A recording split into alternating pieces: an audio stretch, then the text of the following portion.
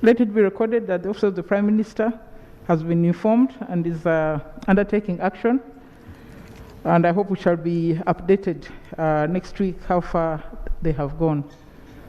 Let's go to item 3.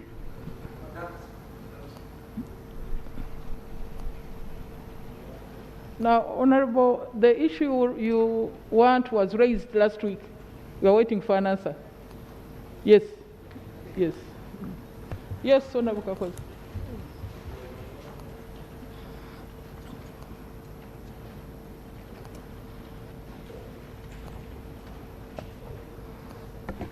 Madam Speaker, thank you for giving me this opportunity.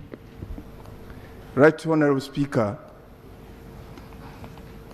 there is an intended deliberate, I call it deliberate because the conduct of members of parliament, the current and those who are coming in, are really tainting the image of parliament, the language they are using in public on the issue of speakership.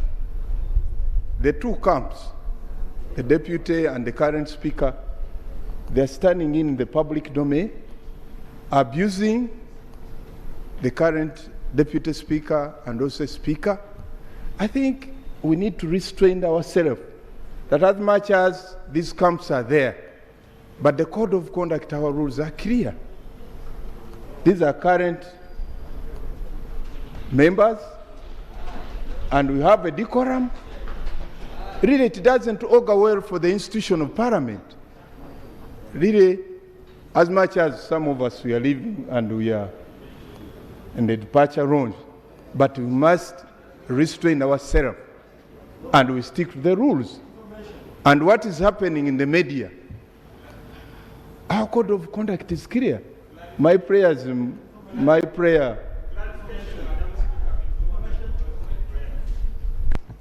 Thank you, Right Honourable Speaker, and thanks, colleague, for giving way. Right Honourable Speaker, the colleague has been clear, and the camps are clear. Me, I'm Team Kadaga, so the camp is clear.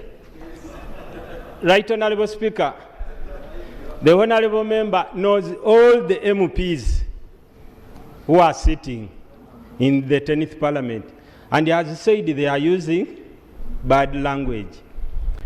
We would parliamentary language.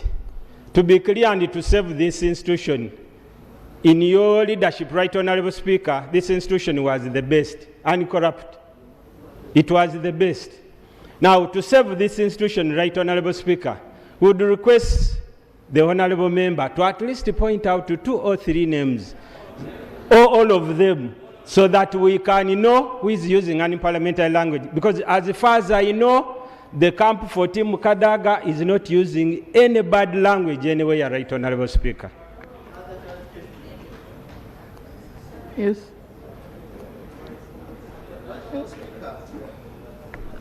This is a serious matter. I'm among those members who are very talkative, and I don't need a score from other members. But when it comes to respect, I am Team Kadaga, obviously. And you know that one, I'm not hiding myself. And I have done that. I've always defended the parliament, most especially when on radio. But Honourable Speaker, what Honourable Kakoza is saying is very key. Last Saturday, I had a minister on top radio, let me mention it, saying that the most corrupt institution in Uganda is parliament. The committees of parliament are very corrupt. I have said the radio on Saturday, and she's a full minister.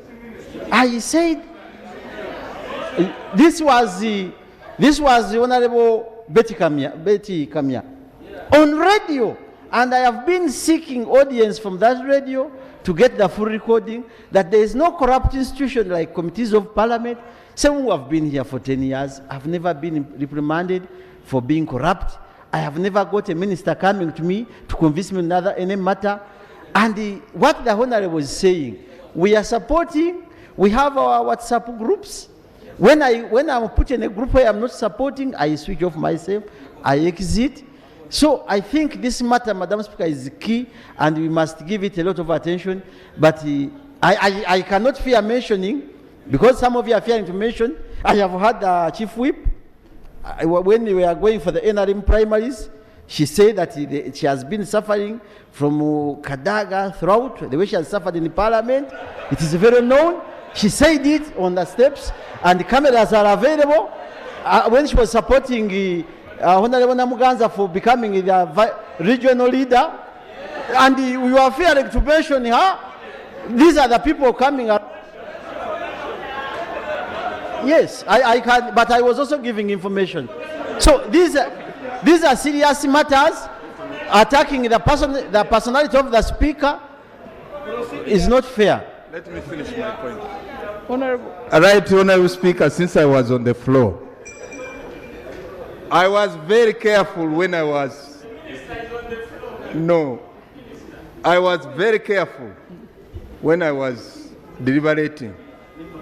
I used a general picture of the language of everybody in the institution.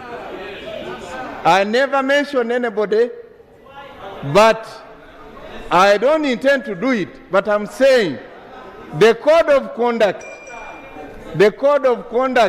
of the current, even some elected members who are not sworn in, the elected members who are not sworn in, they are using a bad language because of the institution.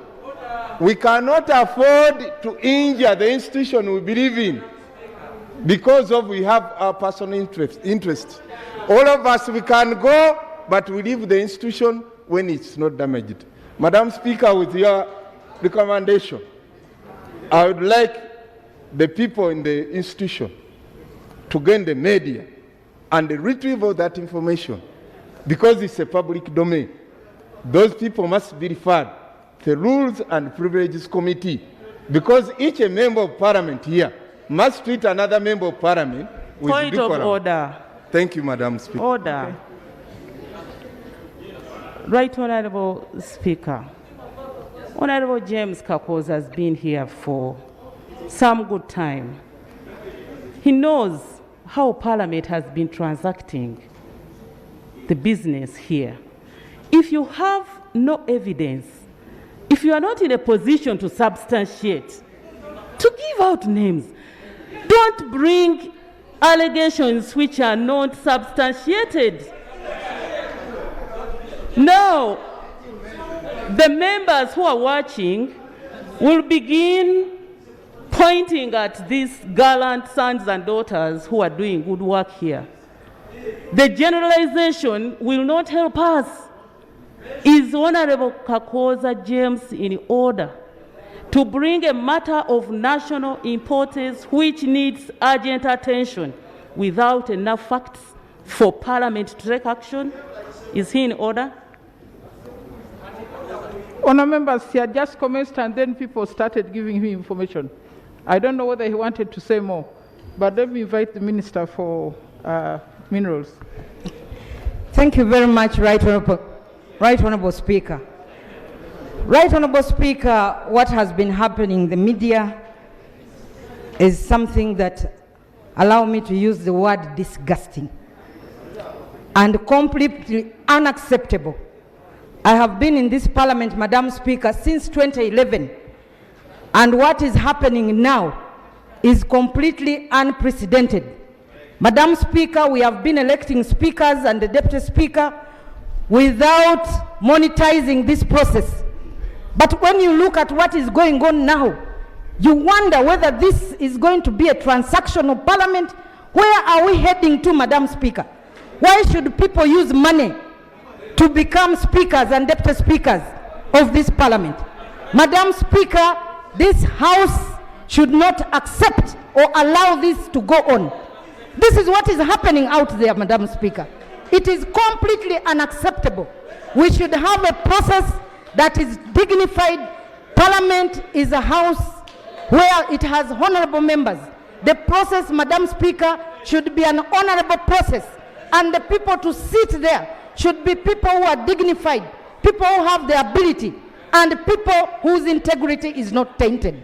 Madam Speaker, I'm even interested in becoming a speaker, a deputy speaker, but now without money, how can I be a speaker and a deputy speaker? Madam Speaker, let us discuss this matter.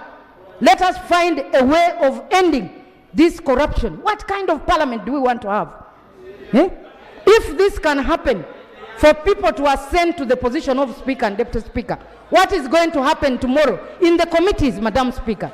Madam Speaker, I want to request that this matter be handled by the institutions, whether it is the Rules Committee. Let me take information. Madam Speaker, thanks. I thank the Minister for allowing this information. Right Honourable Speaker, we are here saying that we need to put this right.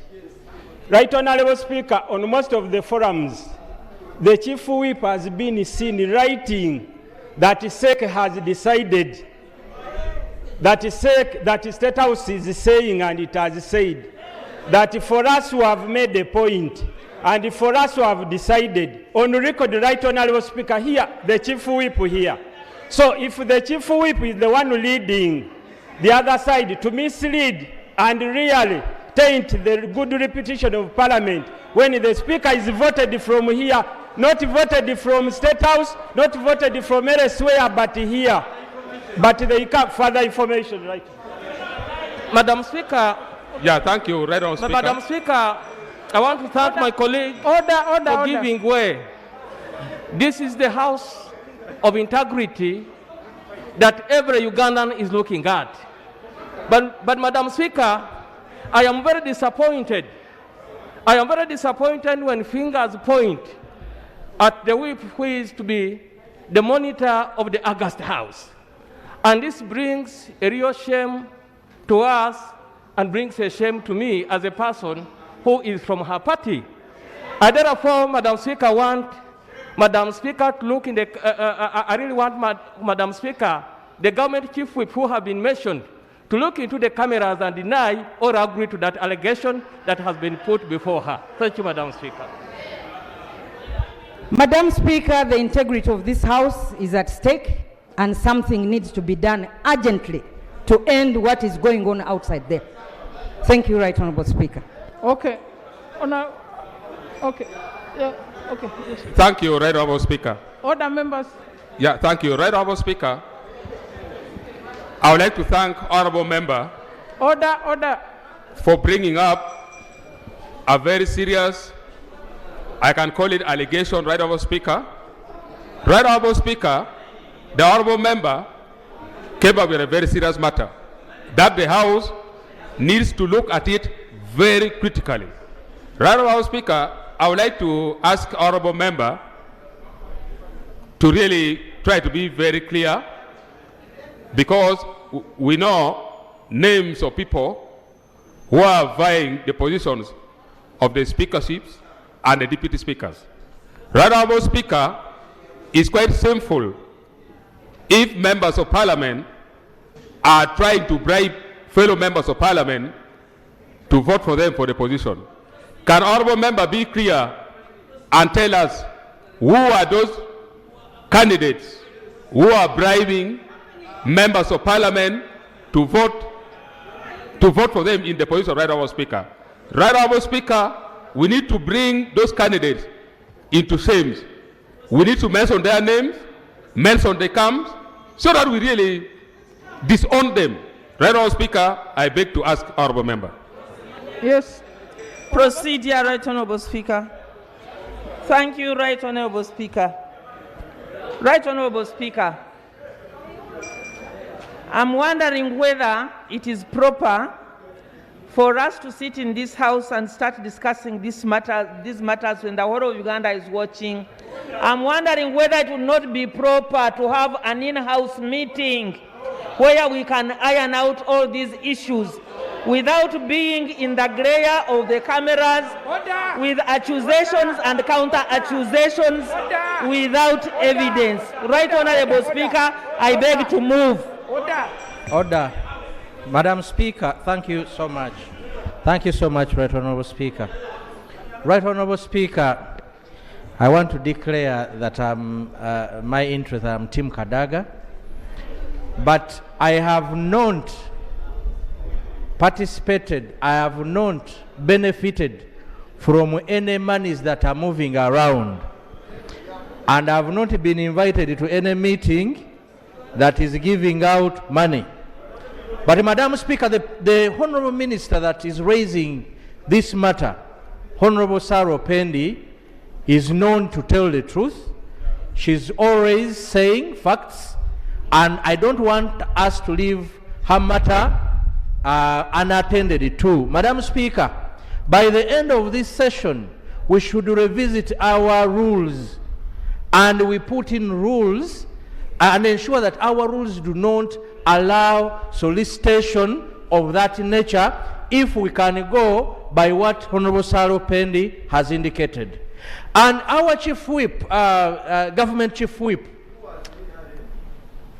I beg your pardon, the Chief Whip of NRM, these matters should not just go like that.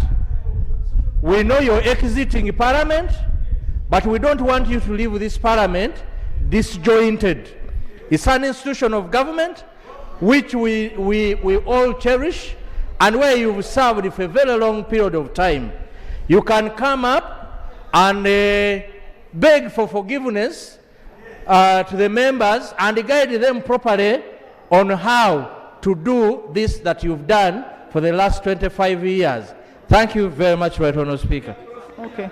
Thank you so much, Right Honourable Speaker. Right Honourable Speaker, it's true what is trending on social media. The allegations say that SEC does not want Right Honourable Kadaga. And one of the members has alleged that actually she's my chief whip who is passing all this rumor. So, Right Honourable Speaker, may I have a question that I'm posing to you? Is it true that actually SEC does not want you when we are supporting you? Is it true, Right Honourable Speaker? Procedure. Right Honourable Speaker, procedure. Madam Speaker. Right Honourable Speaker. Thank you very much. Right Honourable Speaker. Thank you very much. Thank you very much, Right Honourable Speaker. Right Honourable Speaker,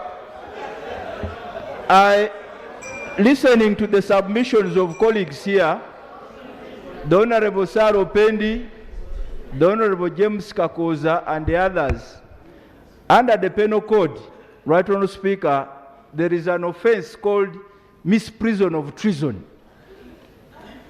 Misprision of treason. If you get to know about a treasonable act and you keep quiet, it is an offence. I want to plead to colleagues who are seized with information of people who are conducting themselves in a manner incompatible with their status. Don't ask me which team I am. I'm very clear, I'm Team Kadaga. People who are conducting themselves in a manner incompatible with their status as members of Parliament. Right Honourable Speaker, the rules of procedure of this Parliament are very clear. I sit on the Rules Committee. Right Honourable Speaker, whoever has information in that direction would do us a lot of good to provide that information. If they are scared of doing it openly on the floor, they could pass that information either to the Speaker quietly or to the chairperson of the Rules Committee so that the matter is investigated to its logical conclusion. What, Mr. Honourable Speaker, we should not allow is people coming on the floor and make statements and they go away with those statements. That would be misprision of treason. I am happy with the colleague who have mentioned names. Right Honourable Speaker. Finally, Right Honourable Speaker, whether SEC wants who or who, the decision on who becomes the Speaker of this House will come from this House. It will not come from Changwanzi, it will not come from State House. And Right Honourable Speaker, I want to put you on notice, regardless of the decision of SEC, you must be on the ballot paper here. It should be us to decide. And I hear there are machinations elsewhere. Where do you leave us who don't sit in SEC, who don't belong to your caucus, and yet we think you can serve this country? So the decision will be decided here, not in SEC, and anybody who thinks is going to use SEC to bulldoze the Speaker. SEC does not superimpose ideas on Parliament. And I don't think any of us should accept to go that direction. It is true, we are in a multi-party democracy. But somebody to be a speaker becomes a speaker for all of us, does not become a speaker for NRM. So I think your discussions in SEC can be pedestrian discussions, can be corridor whispers. They will not bind this House. And we are prepared to resolve this matter here, Right Honourable Speaker. Now, Right Honourable Speaker, my name has been mentioned so many times, and I actually enjoyed the open methods of work because this is what we follow in NRM. And I want to thank colleagues who have mentioned my name. I must speak the truth. I belong to one of the WhatsApp groups. We named it 317. I am the chair of the NRM caucus, and that position makes me a member of the Central Executive Committee of the National Resistance Movement. I attended SEC when we were handling the candidates who had contested at that time for Speaker and Deputy Speaker. What I posted was a reminder of the SEC's decision of 2016, where SEC persuaded Honorable Olanya to step down for Right Honorable Rebecca Kadaga. Honorable, do you want us now to bring the SEC members to confirm or deny what you are saying? Please, Madam. Honorable, please. Please. We can do that. This is a reminder I made. It will remain on record. There were negotiations that time. There will be negotiations even this time. Order, Madam Speaker, order. We are in a multi-party election. Order. The parties have a say. Point of order. Order. Point of order. Thank you, Right Honourable Speaker. Right Honourable Speaker, it is a well-known principle in law of natural justice that whoever is complained against must be given a right to be heard. Right Honourable Speaker, is the Honourable Nankabirwa in order to bring issues of SEC in this House, well aware that SEC is composed of so many members, most of whom are not members of this Parliament, but she wants to assert something that she says or alleges that was said in SEC without giving the other SEC members an opportunity to come to this House and confirm or deny her allegation. Is she in order, Madam Speaker? Honour members, she's out of order. Yes, honour members. Honourable Nankabirwa does not speak for the Central Executive Committee. No, she's not the spokesperson of the Central Executive Committee. Further, I don't think the Central Executive Committee has a right to bind a future Parliament before even they're elected. That's undemocratic, totally undemocratic. Stop talking about SEC here. We are talking about issues of the House. Not SEC, not SEC. We are talking about the issue of the House. Secondly, the Central Executive Committee last sat in the primaries. Procedure. That's the last time it sat. So stop the issues of SEC here. Now, honour members, I just want to say one or two things. That, yes, you have talked about amending the rules, but I think we must also find a way of involving the people who are not even in this House, who are expecting to come, but they're already in the fray, taking sides, insulting people. They have not yet sworn in, but they are busy with the encouragement of some members in this community. The second one is that the campaign of the Speaker has been vulgarized. T-shirts, Procedure. booklets. Please. Procedure, Madam Speaker. Please. Procedure. Honour members, the campaign of the Speaker has been vulgarized. Procedure, Madam Speaker.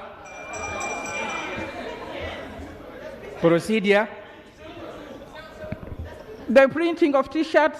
Madam Speaker, the procedure. printing of tables, tablets, the printing of books, the printing of pens. Procedure, Madam Please, Speaker. Honourable Assembly, hold on. Please, hold on. That is not the way the Speaker's campaign is conducted. Those who have been here know that we never print T-shirts, we don't print posters, we don't print pens. All this is not done in the Speaker's campaign. That's why I'm saying it has been vulgarized. Very much, Madam Speaker. The procedure issue I am raising, Madam Speaker. Yesterday, I declared my intention to stand for the office of the Speaker. And every member of Parliament under the Constitution is qualified to contest for that office. The procedure issue I am raising, because our rules are very clear on matters of conflict of interest. Madam Speaker, I have heard people say I am Tim Kadaga, which disqualifies you from presiding over any debate on matters to do with the election of the Speaker. Because doing so means that you are using the platform of Parliament to disadvantage some of us who have also declared their intentions. Can you, Madam Speaker, guide us whether the rules have been overthrown and a candidate can turn a session of Parliament into a debate to discuss her candidature? Honour members, we are not debating. A matter of concern was raised on the conduct of members in this campaign. That's what the issue is.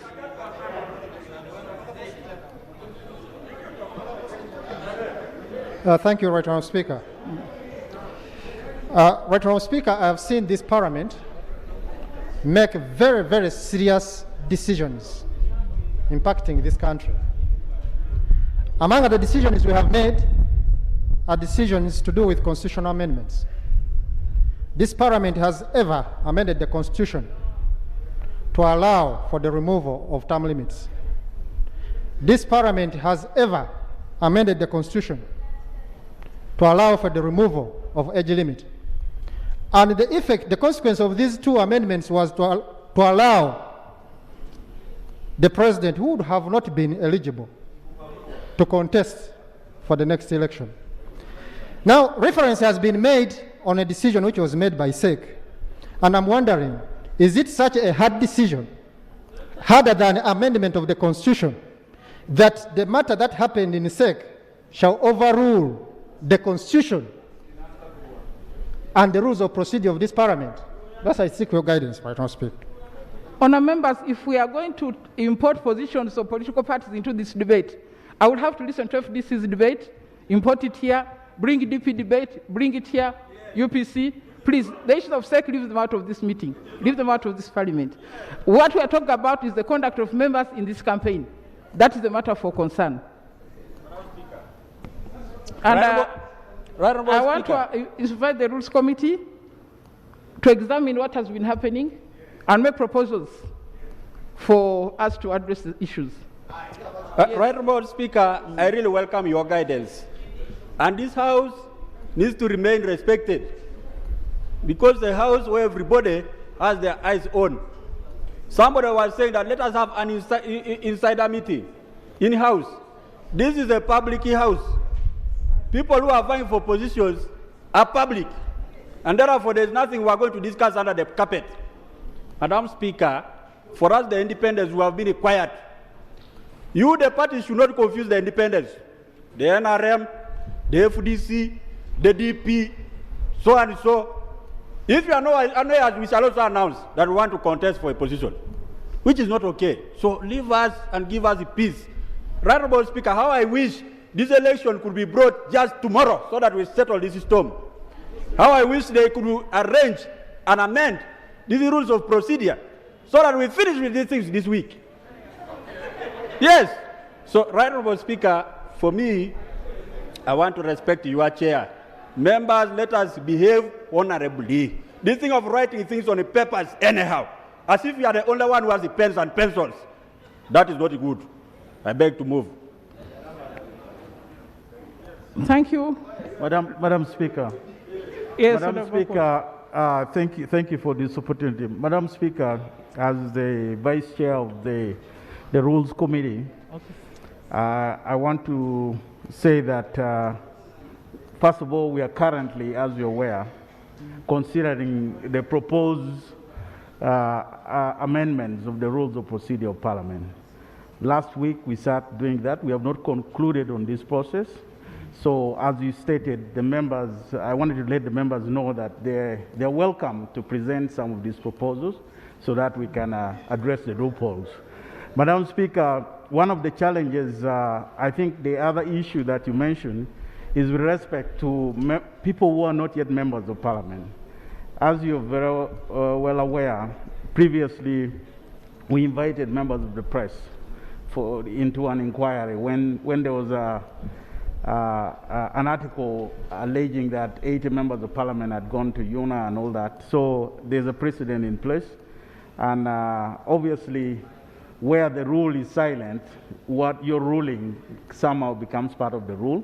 So I wanted members to know that. But more importantly, Madam Speaker, one of the challenges we have as the Rules Committee that has almost rendered us to be a toothless bulldog in a way is that even when we see things in the press out there, if we don't, our rule only allows us to look into a matter by the order of the House. And that is a challenge for us. When the House does not pronounce, if members don't bring out names, if the matters are not referred to us, in many cases, we are rendered to become spectators. And I implore members that when we bring these proposals in the House, as we have done before, please support us to close these loopholes. Thank you. Thank you, Honorable Chair. Let's go to item 3. 3.1. Item number 3, statements by ministers. 3.1 on the presidential initiative on wealth and job creation.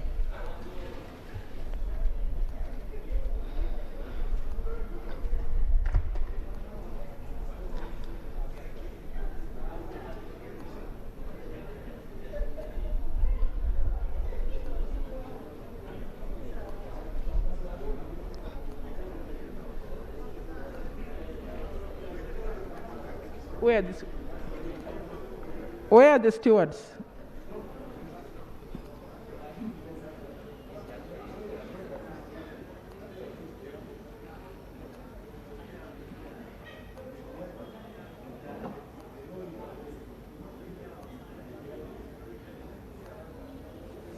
Speaker, my team is not ready on item number 7, the Administrator General's